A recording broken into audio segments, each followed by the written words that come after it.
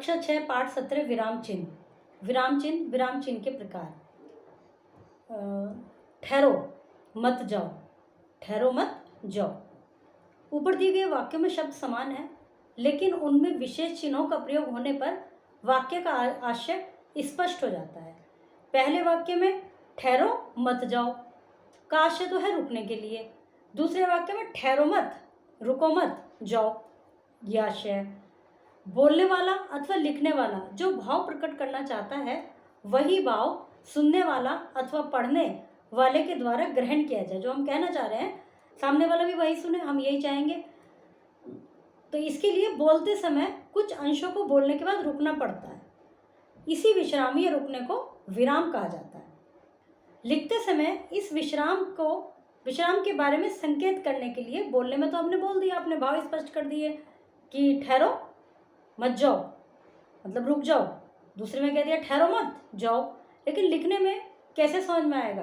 तो हम कुछ विशेष चिन्हों का प्रयोग करते हैं। इन्हीं विशेष चिन्हों को विराम चिन्ह कहा जाता है।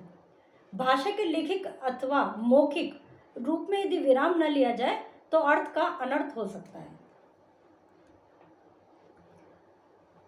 हिंदी भाषा को लिखते या पढ़ते समय रुकने की प्रक्रिया को स्पष्ट करने के लिए जिन चिन्हों का प्रयोग किया जाता है उन्हें विराम चिन्ह कहते हैं। हिंदी भाषा में प्रयुक्त होने वाले विराम चिन्ह, ये कुछ विराम चिन्ह के नाम हैं, सामने उनके चिन्ह हैं। पूर्ण विराम चिन्ह, उद्धरण चिन्ह, अल्प विराम चिन्ह, योजक चिन्ह, अर्ध विराम चिन्ह, निर्देशक चिन्ह, प्रश्नवाचक चिन्ह, लाघव चिन्ह, विस्मय सूचक चिन्ह, हंस पद।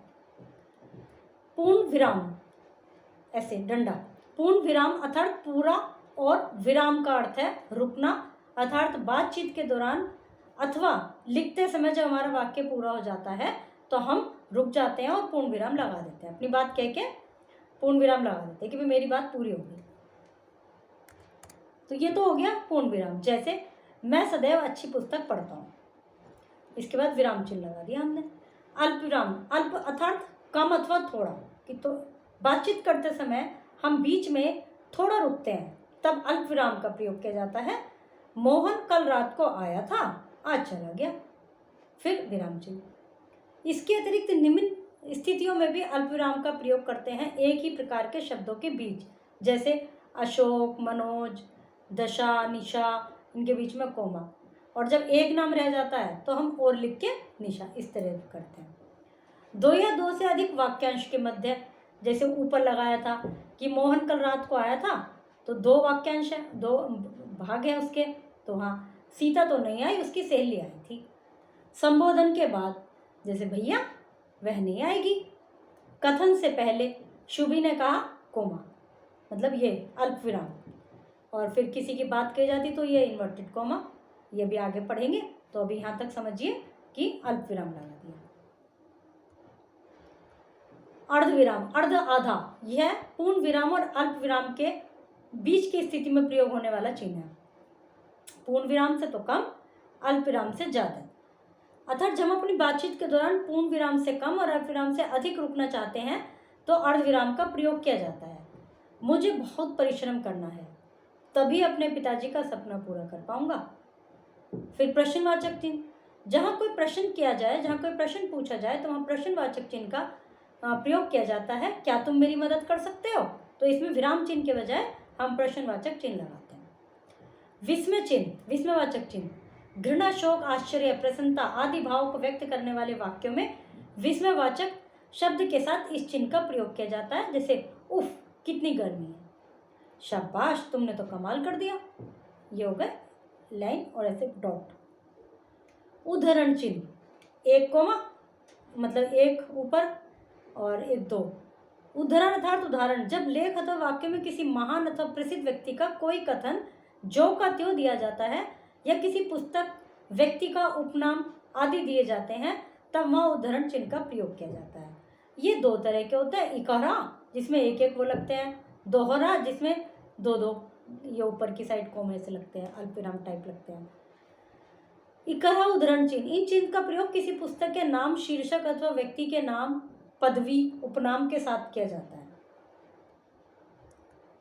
जैसे सूर्यकांत त्रिपाठी, और हमने लिख दिया इकहरा चिन्ह लगा के निराला। महाकाव्य, इकेरा चिन्ह लगा के रामचरितमानस। महाकाव्य का नाम है रामचरितमानस।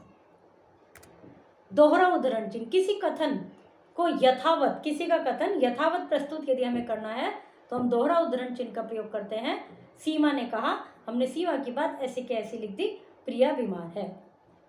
योजक चिन्ह, ऐसे डैश वाला, इस चिन्ह का प्रयोग दो शब्द युग्म जैसे शब्दों, विपरीतार्थक शब्दों की तथा आपस में तुलना के लिए किया जाता है। आपकी बेटी तो चांद, योजक चिन्ह सी दिखती है। दिन रात काम करते करते, दोनों सेम बात है तो उनके बीच में योजक चिन्ह। सुरेखा थक चुकी है। आप सभी का बहुत बहुत, जब दो बार आया है तो बीच में योजक चिन्ह। निर्देशक चिन्ह, किसी बात का निर्देश देने के लिए अथवा कोई उदाहरण, विवरण या कथन स्पष्ट करने के लिए निर्देशक चिन्ह का प्रयोग किया जाता है। जैसे दिए गए किसी एक विषय पर अनुच्छेद लिखिए। अभी हमें आगे अनुच्छेद के टॉपिक्स देने हैं, विषय देने हैं, तो हमने ऐसे डैश लगा के मेरा प्रिय मित्र व अविस्मरणीय घटना। मोहन, मोहन ने कहा, पूरा लिखने के बजाय हमने लिख दिया मोहन और निर्देशक चिन्ह की ये कहा है मोहन ने। चल सोहन आज कहीं घूमने चले। संधि विच्छेद कीजिए, संधि विच्छेद इन शब्दों की, ये लिखने के बजाय हमने लगा दिया निर्देशक चिन्ह की इनकी। विद्यालय महाकाल। लाघव चिन्ह, शब्द को संक्षिप्त रूप में लिखने के लिए इसका प्रयोग किया जाता है। उदाहरण पंडित, पै के ऊपर अंक की बिंदी, ये लाघव चिन्ह लगा दिया, शून्य सा होता है छोटा सा। डॉक्टर, प्रोफेसर और मुख्य, तो ये डॉट लगा दी।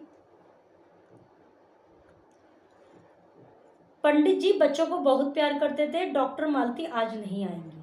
हंस पद, लिखते समय जब कोई शब्द छूट जाता है तो उचित स्थान पर उस शब्द को लिखने के लिए क्या करते हैं हम, वहाँ इतनी जगह तो होती नहीं कि हम शब्द लिख देंगे तो हम ऐसे वाला निशान बना देते हैं और ऊपर जो जगह हमारे पास है उसमें लिख देते हैं।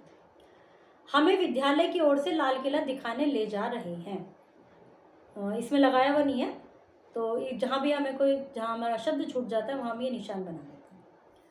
हिंदी भाषा को लिखते या पढ़ते समय रुकने की प्रक्रिया को स्पष्ट करने के लिए जिन चिन्ह का प्रयोग किया जाता है उन्हें विराम चिन्ह कहा जाता है। ये जो विराम चिन्ह है उनके नाम और उनके चिन्ह लिखे हुए हैं। सही विकल्प पर निशान लगाइए। भाषा में विराम चिन्ह का प्रयोग क्यों किया जाता है? दिए गए अल्प विराम और अर्ध विराम में क्या अंतर है? दिए गए विराम चिन्ह के नाम लिखिए। दिए गए विराम चिन्हों का प्रयोग करते हुए वाक्य बनाइए, जैसे विस्मय सूचक, तो जैसे अरे अरे आप कब आए, ऐसे इस तरह से वाक्य बनाइए। फिर प्रश्न उत्तर है। निम्नलिखित वाक्य में उचित विराम चिन्ह लगाकर उन्हें दोबारा लिखिए। इनको मतलब जहाँ पे विराम पूरा लगना है, अल्प विराम लगना है, ये सब इनको लगाइए और दोबारा लिखिए। पाठ समाप्त हुआ।